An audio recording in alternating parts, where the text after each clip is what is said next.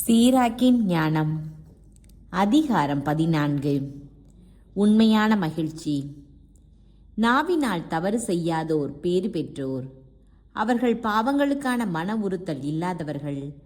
தன் மன சான்றால் கண்டிக்கப்படாதோர் பேறு பெற்றோர். நம்பிக்கை தளராதோரும் பேறு பெற்றோர். பொறாமையும் பேராசையும். கஞ்சனுக்கு செல்வம் ஏற்றதல்ல, கருமிக்கு அதனால் என்ன பயன்? தமக்கென செலவிடாமல் சேர்த்து வைக்கும் செல்வம் பிறரையே சென்று அடையும். அச்செல்வத்தால் பிறரே வளமுடன் வாழ்வர். தங்களையே கடுமையாக நடத்துவோர் அடுத்தவருக்கு எங்கனம் நன்மை செய்வர். அவர்கள் தங்களிடம் உள்ள செல்வங்களையே துய்த்து மகிழ தெரியாதவர்கள். தமக்கு தாமே கருமையாய் இருப்போரை விட கொடியவர் இலர். அவர்களது கஞ்சத்தனத்துக்கு இதுவே தண்டனை. அவர்கள் நன்மை செய்தாலும் அது அவர்களை அறியாமல் நிகழ்கின்றது. இறுதியில் தங்கள் கஞ்சத்தனத்தையே காட்டிவிடுவர். பொறாமை கொண்டோர் தீயோர். பிறரை புறக்கணித்து முகத்தை மறுபக்கம் திருப்பிக் கொள்வர். பேராசை கொண்டோர் உள்ளது கொண்டு நிறைவு அடைவதில்லை. பேராசையுடன் கூடிய அநீதி உள்ளம் தளர்வு அடைய செய்கிறது. கருமிகள் மற்றவர்களுக்கு உணவை அளந்தே கொடுப்பார்கள். அவர்களின் உணவறையில் எதுவும் இராது. குழந்தாய், உள்ளதை கொண்டு உன்னையே பேணிக்கொள். ஆண்டவருக்கு ஏற்ற காணிக்கை செலுத்து. இறப்பு யாருக்கும் காலம் தாழ்த்தாது என்பதையும், நீ சாக வேண்டிய நேரம் உனக்கு இன்னும் சொல்லப்படவில்லை என்பதையும் நினைவில் கொள். நீ இறக்கும் முன் உன் நண்பர்களுக்கு உதவி செய். உன்னால் முடிந்தவரை தாராளமாய் கொடு. ஒவ்வொரு நாளும் உனக்கு கிடைக்கும் நன்மைகளை நன்கு பயன்படுத்து. உன் வாழ்வின் இன்பங்களை தூய்க்காமல் விட்டுவிடாதே.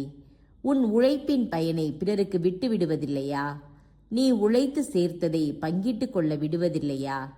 கொடுத்து வாங்கு, மகிழ்ந்திரு. பாதாளத்தில் இன்பத்தையே தேட முடியாது. ஆடை போன்று மனிதர் அனைவரும் முதுமை அடைகின்றனர். நீ திண்ணமாய் சாவாய் என்பதே தொன்மை நெறிமுறை. இலை அடர்ந்த மரத்தின் சில இலைகள் உதிர்கின்றன, சில இலைகள் தளிர்க்கின்றன. ஊனும் உதிரமும் கொண்ட மனித இனத்திலும் சிலர் இறப்பர், சிலர் பிறப்பர். கை வேலைப்பாடுகள் எல்லாம் மட்கி மறையும். அவற்றை செய்தோரும் அவற்றோடு மறைந்தொழிவர். ஞானிகளின் மகிழ்ச்சி. ஞானத்தில் நாட்டம் செலுத்துவோர் பேறு பெற்றோர். அறிவு கூர்மை கொண்டு வாதிடுவோரும் பேறு பெற்றோர். ஞானத்தின் வழிகள் பற்றி தம் உள்ளத்தில் எண்ணி பார்ப்போரும் அதன் இரகசியங்களை சீர்தூக்கி பார்ப்போரும் பேறு பெற்றோர்.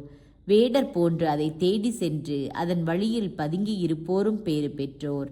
அதன் பலகனி வழியாக உற்று நோக்குவோரும் அதன் கதவு அருகே நின்று கேட்போரும் பேறு பெற்றோர். அதன் வீட்டின் அருகே தங்குவோரும் அதன் சுவரில் தம் கூடாரத்தின் முளையை இருக்குவோரும் பேறு பெற்றோர். அதன் அருகிலேயே தம் கூடாரத்தை அமைப்போரும் அதன் இனிமை நிறைந்த இடத்தில் தம் இல்லத்தை கட்டுவோரும் பேறு பெற்றோர்.